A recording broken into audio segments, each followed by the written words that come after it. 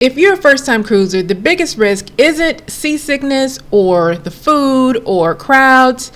It's actually booking the wrong cruise, paying for it, and not realizing it until you're already on the ship. So before you book your first cruise, let's walk through a simple checklist that will help you figure out which cruise is actually right for you. Because one of these questions a lot of people skip, and it can ruin your entire cruise.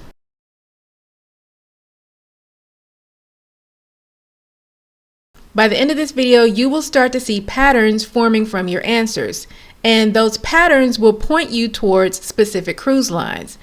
And also, just as important, those patterns will also tell you which cruise lines you probably need to avoid. You need to understand who you are as a traveler. So the first most important question is, what is your vacation vibe? What does a good vacation actually feel like to you? When you imagine a great vacation, do you picture doing a lot, like shows, activities, late nights? Or do you picture slowing down, coffee in the mornings, views, quiet mornings? Some people want stimulation, some people want decompression. Cruises exaggerate this difference. For example, if your answer is, I like the high energy, I like the noise, I like things happening all the time, then you may enjoy Carnival, Royal Caribbean, or larger ships that have a lot of activities. But if you want calm, easy, and not to be overstimulated, you're probably going to prefer lines like Princess, Holland America, Celebrity, or smaller ships. So if your first cruise feels like it's too much or it's too boring, it's probably because this first question was ignored. And this ties directly into the next question because vibe is often driven by what's happening on board. Question number 2, how important are activities and entertainment? Some people want Broadway style shows, ice skating rinks, water slides, full daily schedules, while others are perfectly happy with live music, lounges, reading on deck, and a slower pace. If entertainment is a high priority for you, then you're probably going to look at lines like Royal Caribbean, Carnival, and Norwegian. If entertainment is a moderate priority to you, then you'll look at lines like Celebrity or Princess.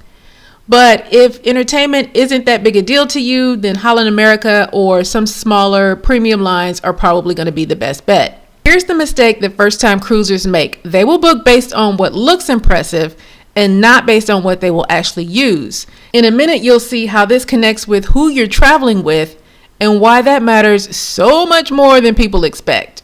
So who are you traveling with? Who you're traveling with changes everything. Kids, teens, mom, parents, group, family reunion. Families with kids are probably going to look at lines like Disney, Royal Caribbean, and Carnival, who are family focused or have really strong family focused programs.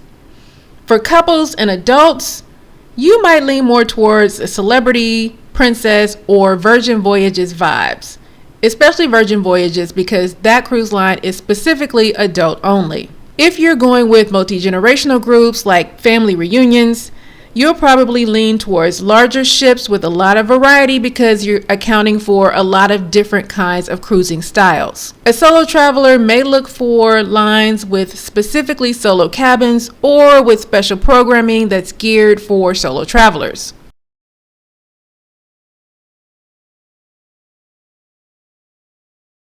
A cruise that's perfect for one group can feel totally wrong for another group. And this directly affects your tolerance for crowds, which is the next question that a lot of people skip. How do you feel about crowds? Okay, be honest. This matters. Are crowds energizing for you or draining for you?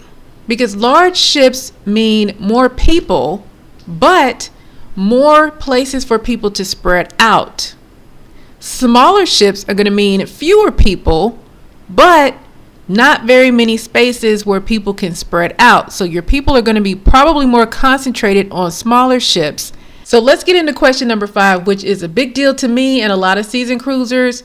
And that is, how important is food to you? Is food a highlight of your vacation like it is for me? Or is it just the fuel you need to do all the stuff that you want to do? Some cruise lines invest a lot in dining, while others will focus on more volume and variety.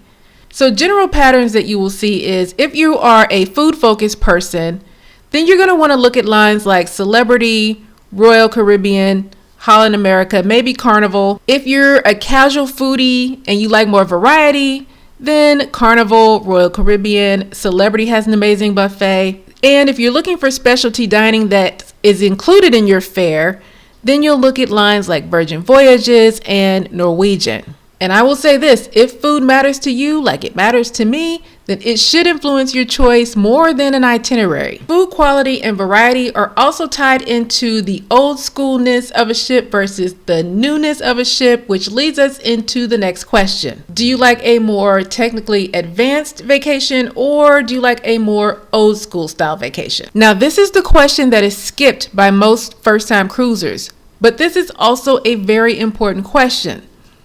Do you like apps? Do you like smart rooms? Do you like digital schedules?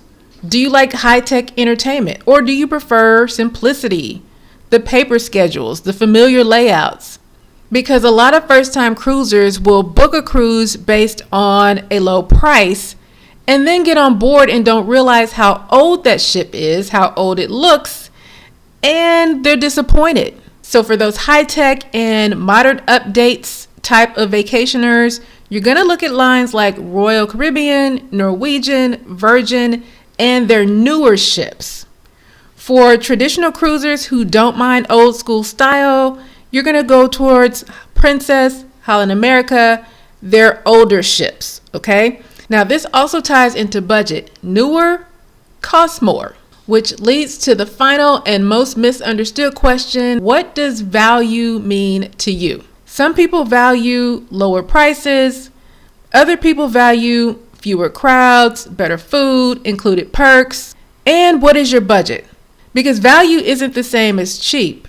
Some examples of cruise lines with low upfront costs are going to be Carnival or MSC or Margaritaville. If you want the best overall experience, you can look at mid-range premium lines like Royal Caribbean, Princess, Celebrity. And if you want the fewest surprises, look towards lines that have more included in the price like Virgin Voyages and Norwegian. Now, when you look back at all your answers, you're going to see a pattern forming.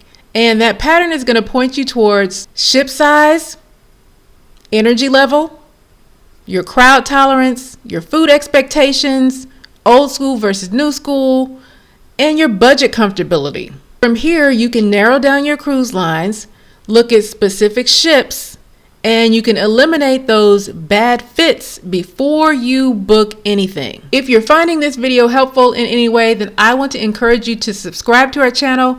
We are here to help first-time cruisers make their first cruise the best cruise, so that it's not their last cruise. Happy cruising!